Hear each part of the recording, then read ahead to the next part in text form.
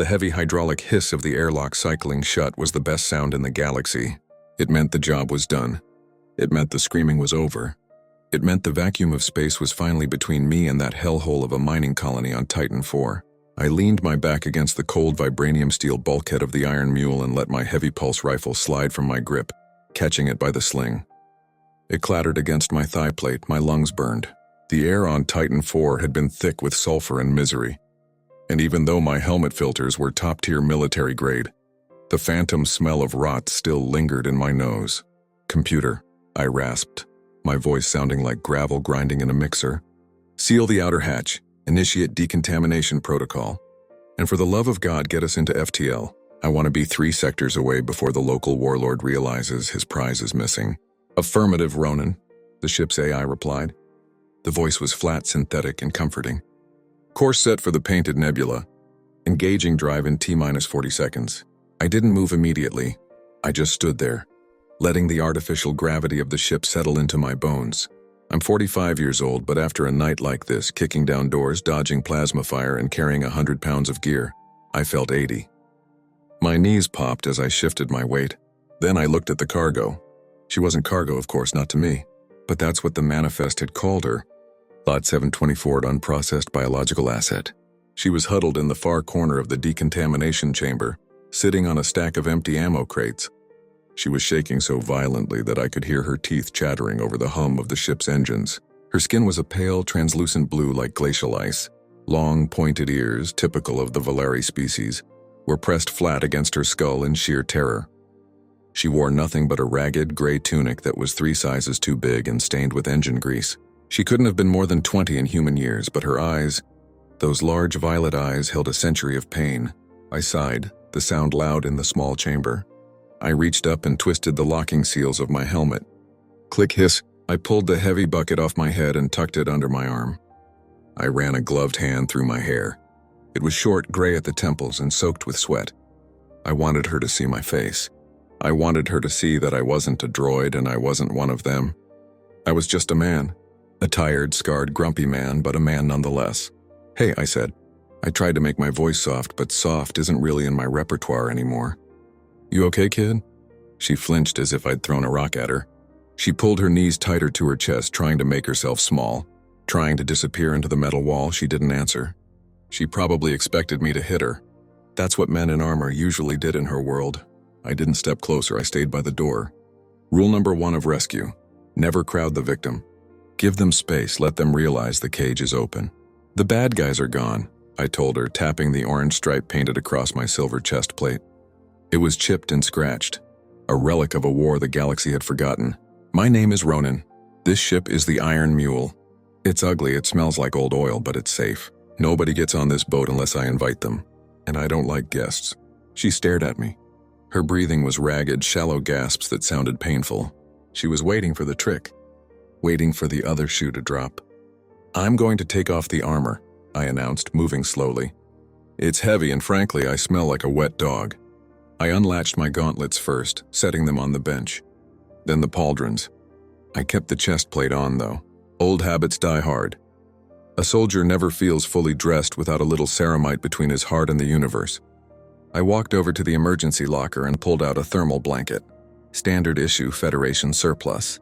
Scratchy brown wool, smells like mothballs, but it retains heat like nothing else. "Here," I said, tossing it gently toward her. It landed on the crate next to her. "Put that on, you're shivering." She looked at the blanket. Then she looked at me. Then, with a speed that surprised me, she snatched the blanket and wrapped it around herself. She buried her face in the fabric, inhaling deeply. Maybe it didn't smell like mothballs to her. Maybe it just smelled like clean. "Come on," I said, gesturing to the inner airlock door. I was about to make coffee, real earth coffee. It tastes like mud, but it keeps the nightmares away. I turned my back on her and walked into the corridor. It was a risk turning my back. A terrified creature can be dangerous, but it was a calculated risk. I needed to show trust so she could find hers. I listened for a moment, there was nothing. Then the soft pat-pat-pat of bare feet on the metal grating. She was following. We walked through the belly of the mule. The ship groaned around us. The hyperdrive kicked in with a deep, subsonic thrum that vibrated through the floor plates. I saw her hand shoot out to steady herself against the wall. She looked at the exposed pipes, the flickering yellow lights, the scuff marks on the floor. To a normal person, this place looked like a flying junkyard. To her, I hoped it looked like a fortress. We reached the mess hall. It was a cramped room with a bolted-down steel table, 3 mismatched chairs, and a food synthesizer that had been obsolete 10 years ago. "Sit," I grunted, pointing to the chair farthest from the door. "It's the best seat, less drafty." She sat. She didn't slouch. She perched on the edge of the seat, spine rigid, eyes darting to every shadow. She was scanning for threats. I knew that look. I'd seen it in the mirror every morning for 20 years after the siege of Ganymede. I busied myself with the coffee machine. It hissed and sputtered, dripping black liquid into 2 chipped ceramic mugs. I grabbed a nutrient bar from the cupboard, chocolate flavor, which was a generous description, and slid it across the table to her. "Eat," I said. "You look like you haven't seen a real meal in a month." She looked at the bar. Her hands, sticking out from the brown blanket, were shaking. Her fingers were long, delicate, and stained with the grime of the prison cells. She picked up the bar, sniffed it, and then took a tiny bite. I sat down opposite her, cradling my mug. The warmth of the ceramic felt good against my calloused palms. I took a sip, bitter, scorching hot, perfect. "Do you have a name?" I asked, keeping my voice low. "Or do I have to keep calling you kid?" She chewed slowly, swallowing with difficulty. She drank some water I pushed toward her. Then she looked up. Her eyes locked onto mine. For the first time, I saw something other than fear. I saw curiosity. She was looking at the scar that ran from my left ear down to my jawline. "Kael," she whispered. Her voice was raspy, like dry leaves scraping together. "Kael," I repeated. I nodded. "Good name." "Strong, I'm Ronin." "You are a soldier?" she asked. Her English was accented, melodic but broken. "Was," I corrected, "long time ago. Now I'm just a salvage operator." "You killed them," she said. "It wasn't an accusation. It was a statement of fact." "The guards, the ones with the shock sticks?" "You killed them all." I set my mug down. "They were in the way. And they were bad men, Kael. The galaxy is a little lighter without them." She looked down at her hands. "They said I was valuable. They said I was a battery." I frowned. "A battery? What does that mean?"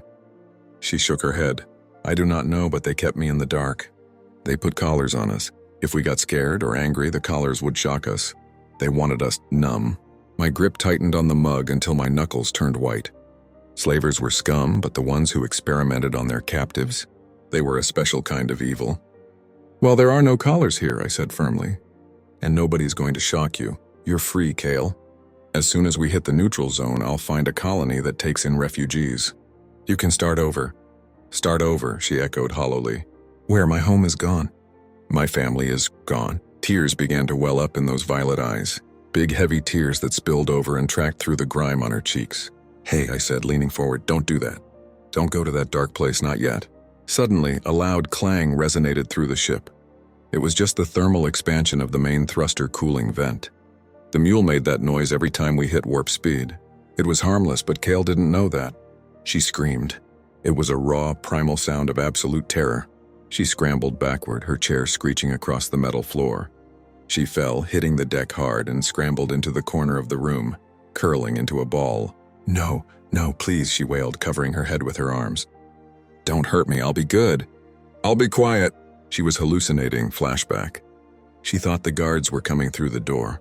"Kael!" I stood up, knocking my chair over. "It's okay, it's just the ship." She couldn't hear me. She was hyperventilating, gasping for air, clawing at her own throat as if trying to rip off a phantom collar. Her panic was spiraling out of control. If I didn't stop her, she was going to go into shock or hurt herself. I crossed the room in 2 strides. My heavy boots thudded on the deck. "Kid, look at me," I commanded, using my command voice, the voice that used to make privates freeze in their tracks. I knelt down in front of her, blocking her view of the room, forcing her to see only me. Only the silver armor, only the orange stripe. A wall of safety. "You are on the Iron Mule," I said firmly. "I am Ronin. Nobody is coming through that door, you hear me? I am the only thing standing between you and the dark." She looked up. Her eyes were wide, pupils dilated, swimming in panic. She saw me, and in her terrified mind, I was the only solid thing in a dissolving world. With a desperate, choked cry, she launched herself at me. She didn't attack, she sought shelter. She slammed into my chest, wrapping her slender arms around my torso. She buried her face against the cold, hard ceramite of my chest plate, right over my heart. She squeezed me with a strength born of desperation, sobbing uncontrollably into the metal. "Please, please protect me," she sobbed. "I got you," I grunted, instinctively wrapping my arms around her shaking shoulders to steady her. "I got you, Kael, breathe. Just breathe." That's when I felt it. At first, it was just a warmth. I thought it was her body heat, or maybe the adrenaline flushing through my own system. But within seconds, the warmth turned into a heat. A distinct searing heat. It was radiating from her skin, from her hands pressed against my backplate, and from her face pressed against my chest. "Kael," I said, confused. The heat spiked. It wasn't a fever. It was energy, pure, raw thermal energy. My HUD, projected from the collar of my armor, suddenly flickered to life with a red warning rune. "Warning, external temperature critical. Suit integrity compromised. What the—" I muttered. I could smell it now. The sharp, acrid scent of ozone. The smell of superheated metal. It smelled like the barrel of a plasma rifle after a firefight. "Kael, you're burning up," I said, trying to pull back. "Let go, kid," but she didn't let go. She squeezed tighter. Her fear was feeding the energy. The more she panicked, the hotter she got. I looked down at my chest. A soft, pulsating blue light was emanating from her skin. It shone through the thin fabric of the gray tunic. And where that light touched my silver armor, the metal was changing. The silver plating, forged in the foundries of Mars to withstand anti-tank rounds, was glowing a dull cherry red. I felt the heat transfer through the thermal underlayer. It felt like someone had pressed a hot iron against my sternum. I gritted my teeth, fighting the urge to shove her away violently. I didn't want to hurt her. "Kael," I shouted, shaking her shoulders. "Look at me. You are melting the suit, wake up." The pain was intense now, blistering. My skin was cooking inside the suit. "Please don't let them take me." She screamed, oblivious to what she was doing. I had no choice. I grabbed her wrists, carefully avoiding the glowing blue skin, and wrenched her arms away from me. "That's enough." I pushed her back firmly but gently until her back hit the wall. The connection broke. Instantly, the blue glow vanished. The heat dissipated into the air, leaving waves of distortion shimmering in the mess hall. Kael blinked, looking around wildly. She looked at her hands, then at me. She saw me clutching my chest, grimacing in pain. "Ronin," she whispered, her voice trembling. What happened?" I straightened up, taking a deep breath to manage the pain. I looked down at my armor. I stared in disbelief.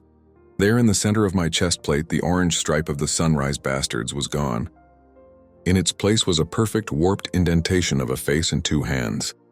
The ceramite alloy had been melted, turned to slag, and dripped down the front of the armor like wax on a candle. It was still glowing faintly red as it cooled. She hadn't used a laser cutter. She hadn't used a plasma grenade. She had hugged me. A 90-pound alien girl had generated enough thermal output to liquidate military-grade armor, just because she was scared. My heart hammered against my ribs right behind the spot where the metal was now dangerously thin. If she had held on for 10 more seconds, she would have burned right through to my heart. I looked at Kael. She was huddled against the wall, eyes wide, looking at the damage. I broke it," she stammered, tears flowing again. "I broke your shiny metal." "I'm sorry. I'm so sorry." She thought she was in trouble for vandalism. She had no concept of the physics-defying lethal force she just unleashed. "Kael," I said, my voice low and serious. I ignored the throbbing burn on my chest. I walked over to the table and picked up a heavy steel wrench I'd left there earlier. I held it out to her. "Touch this," I ordered. "No, I'll break it." "Touch it." She reached out with a trembling finger and tapped the wrench. Nothing happened. Cold steel, no glow, no heat. It was emotional. It was reactive. It was a defense mechanism triggered by pure, unadulterated terror. I dropped the wrench. It clattered loudly on the deck. I looked at the melted ruin of my chest plate again. I thought about the battery comment the slavers had made. They knew. They didn't know how to control it, but they knew she was a living reactor. "You didn't just break the metal, Kael," I whispered, the realization settling over me like a cold shroud. "You melted it." I looked at her. Really looked at her. "You aren't just a refugee," I said. "You're a weapon of mass destruction, and you don't even know how to turn the safety on." Suddenly, the ship's proximity alarm began to scream. "Beep, beep, beep." "Alert," the computer announced. "Hyperspace signature detected. Interceptor-class vessel emerging from warp. Identification the Void Fang." My blood ran cold. They had tracked us. "Krell," I cursed, "the Slaver Lord. He wanted his battery back. I looked at Kael. She was terrified again, about to spiral. "Get up," I barked, grabbing my helmet. "And don't you dare panic. We have work to do." Kael looked at me, her violet eyes wide with a mixture of terror and confusion. The ship's alarm was still screaming, a high-pitched wail that drilled right into your skull. The Void Fang was closing in. "Where are we going?" she asked, her voice trembling. "To the only place on this rust bucket that can take a hull breach," I said, grabbing her arm gently but firmly. "Cargo Bay 3, it has reinforced bulkheads." I didn't mention that it was also the only place with enough cover for a firefight. She didn't need to know that, not yet. I dragged her out of the mess hall, moving as fast as my armor would allow. The burn on my chest throbbed with every step, a searing reminder of the raw power this girl was hiding. The melted ceramite rubbed against the raw skin underneath, but I pushed the pain down into a dark box in my mind. I'd deal with it later, if there was a later. We reached the bridge first. I needed to buy us time. I slammed my fist onto the comms console. "Computer, open a channel to the pursuing vessel. Audio only." "Channel opened," the computer droned. "Krell," I growled into the mic. "You're a long way from the cesspool you call home." Static crackled, and then a voice slithered out of the speakers. It was smooth, synthetic, and dripping with false politeness. Krell, the Slaver Lord of the Outer Rim. Half his face was cybernetic because someone had tried to kill him with a plasma torch years ago. They missed. I didn't plan to make the same mistake. "Ronin," Krell purred, "my old friend. I see you've picked up a stray. A very expensive stray." "I don't know what you're talking about," I lied, checking the tactical display. The Void Fang was locking its magnetic grapples onto our hull. They weren't shooting to kill. They were boarding. They wanted the girl alive. "Don't play games, Ronin," Krell's voice hardened. "The girl, the battery. She belongs to the Syndicate. Hand her over, and I might let you keep your miserable life. Keep her, and I will peel the Iron Mule open like a tin can and space you." I looked at Kael. She was standing by the navigation chair, hugging herself, shaking. She heard every word. She knew what Krell was. She knew what he did to batteries. I looked back at the comms unit. "Come and get her," I said. And I cut the feed. "Ronin," Kael cried out. "He's going to kill us." "No," I said, grabbing a heavy pulse rifle from the weapons locker behind the pilot's seat. I checked the charge full. "He's going to try." I tossed a smaller weighted stun baton to her. She fumbled with it, nearly dropping it on her toes. "I can't fight," she panicked. "You don't need to fight," I said, looking her dead in the eye. "You just need to stay behind me. If anyone other than me comes through that door, you zap them until they stop moving. Understand?" She nodded, swallowing hard. "Good, now move." We ran down the corridor toward Cargo Bay 3. The ship shuddered violently as the Void Fang's docking clamps slammed into our hull. The sound was like a giant hammer hitting a bell, a deafening metallic clang that vibrated through the floor plates. "They've breached the airlock," the computer announced. "Intruders detected in Sector 4. "They're fast," I muttered. Krell sent his elite guard. We burst into the cargo bay. It was a cavernous space filled with stacks of crates, spare engine parts, and old mining equipment. Shadows stretched long and dark between the containers. "Get behind those crates," I ordered, pointing to a stack of plasteel containers near the rear wall. "Stay low, do not make a sound." Kael scrambled behind the cover, curling into a ball. I took up a position 10 meters in front of her, using a heavy loader droid as a barricade. I rested the barrel of my pulse rifle on the metal, aimed directly at the bay door. Then we waited. The silence was heavier than the noise. I could hear my own heartbeat thumping against the damaged armor. I could feel the sweat trickling down my back. Thump, thump, thump, heavy boots on the grating. Mechanical whirring droids. The bay door hissed open. Smoke billowed in, followed by 4 distinct shapes. Combat droids, Marquard enforcers. 7 feet of chrome and malice armed with rotary cannons. Krell wasn't risking his own skin. He sent machines. "Targets acquired," the lead droid droned. Its red sensor eye scanned the room. "Surrender the asset." "Eat this," I grunted. I pulled the trigger. Srack, srack, srack. Blue pulse bolts erupted from my rifle. The first shot took the lead droid in the knee joint. Sparks showered the floor as its leg buckled. The second shot caught it in the neck, severing its sensor head. It crashed to the deck with a sound like a bag of wrenches dropped from a roof. But the other 3 reacted instantly. "Hostile engaged," they announced in unison. The air in the cargo bay turned into a firestorm. Their rotary cannons spun up and unleashed a torrent of laser fire. Pew, pew, pew, pew. I ducked behind the loader, feeling the heat of the lasers scorching the metal inches from my helmet. Sparks rained down on me. I popped up, fired 2 shots, and ducked again. I took down another one. 2 left, but I was pinned. They were advancing, their heavy metal feet clanging relentlessly on the floor plates. They were suppressing my position, keeping my head down while they closed the distance. I checked my ammo counter. 15%, not enough. "Kael, stay down!" I shouted over the roar of the cannons. I had to move. If they flanked me, they'd get a clear shot at her. I rolled out from behind the loader, sprinting toward a stack of fuel cells. It was a stupid move. A rookie move, but I was desperate. I made it halfway. One of the droids anticipated the move. It tracked me perfectly. A laser bolt caught me square in the chest. Normally, my armor would have absorbed it. The ceramite plating is rated for this exact scenario, but my armor was compromised. The bolt hit the exact spot where Kael had melted the plate an hour ago. The metal was thin, weak, and warped. The impact felt like a sledgehammer. I was thrown backwards, skidding across the floor. My rifle flew from my grip. I gasped. The wind knocked out of me. The heat of the laser had punched through the weakened armor and seared the already burned skin underneath. I tried to get up, but my body screamed in protest. "Target neutralized," the droid said. I looked up. The 2 remaining droids towered over me. Their cannons were still spinning, glowing red with heat. One of them reached down with a massive hydraulic claw and grabbed me by the throat. It lifted me into the air like a rag doll. I clawed at its metal arm, kicking uselessly against its chassis. My vision started to spot with black. "Do not terminate," the other droid said. "Krell wants to question him." "Processing," the droid holding me replied. It tightened its grip. I couldn't breathe.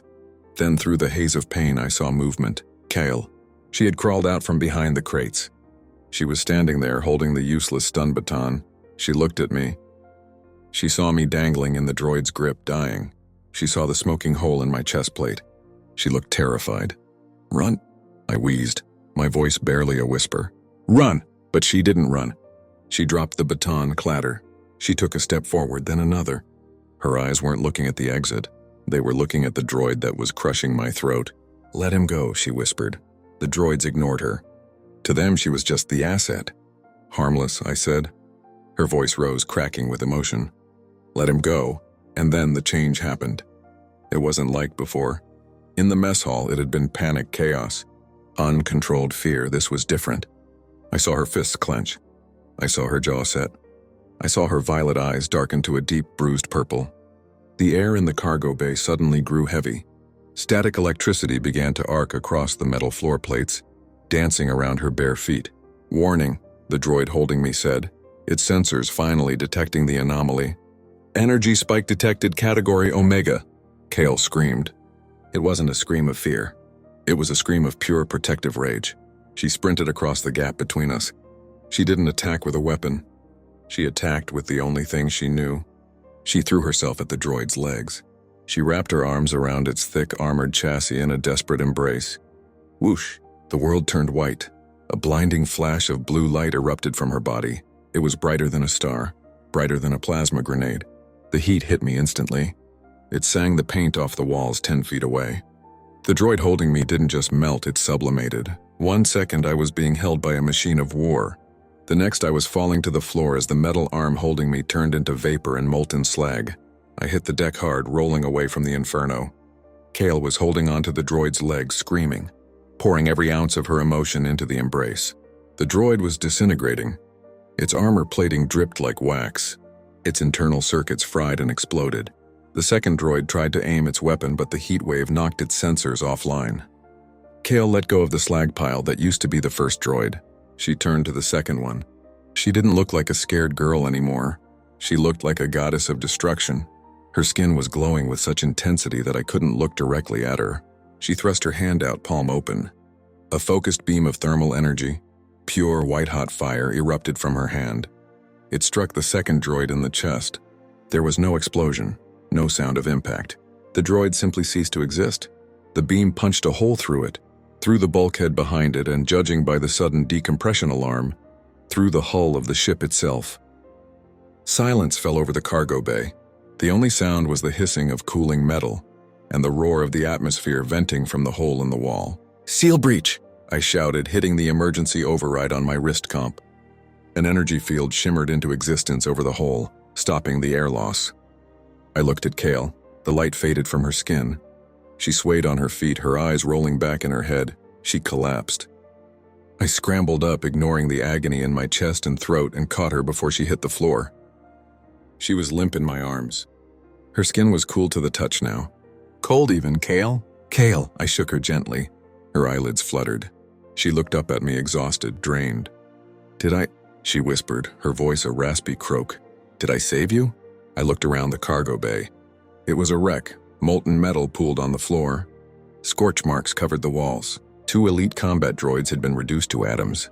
I looked back at her. "Yeah, kid," I choked out, a lump forming in my throat. "Yeah, you saved me." I held her tight. For a moment, I wasn't Ronin the mercenary. I wasn't a soldier. I was just a man holding a miracle. "Computer," I said, my voice returning to its usual gravel. "Status of the enemy vessel?" "Sensors indicate the Void Fang is retreating," the computer replied. "They detected the Omega-level energy signature. They believe we detonated a fusion warhead." I laughed. It hurt my ribs, but I laughed. "Let them believe it," I said. "Let them run." I picked Kael up in my arms. She weighed nothing. She was so small, so fragile, and yet she carried the power of a sun inside her ribs. "You did good, Kael," I whispered as I carried her out of the ruined bay. "You did real good." We went back to the mess hall. I sat her down and wrapped her in the thermal blanket again. I made her another hot chocolate. Real chocolate this time from my private stash. I sat opposite her, wincing as I took off the ruined chest plate. It was scrap metal now, useless. "I need a new suit," I grumbled, tossing the melted slag into the recycler. Kael looked at me over the rim of her mug. She looked tired, but the fear was gone, replaced by something else, trust. "I can help," she said softly. "I can weld it for you." I looked at her and grinned. A real grin this time. "I bet you can, kid, I bet you can." I leaned back in my chair, looking at the stars streaking past the viewport. We were safe for now. Krell would be back eventually. Others would come. The galaxy was full of wolves, and they would all want the girl. But they didn't know what I knew. They thought she was a battery, a victim. I looked at Kael, who was blowing on her hot chocolate, a small smile playing on her lips. They were wrong. She wasn't a victim. She was a partner, and together, we were going to burn their whole corrupt empire to the ground. "Computer," I said, putting my boots up on the table. "Set a course for Earth." "I think it's time Kael saw a real sunrise." "Affirmative, Ronin." I closed my eyes, listening to the hum of the ship. The pain in my chest was still there, but it felt different now. It didn't feel like a wound. It felt like a badge of honor.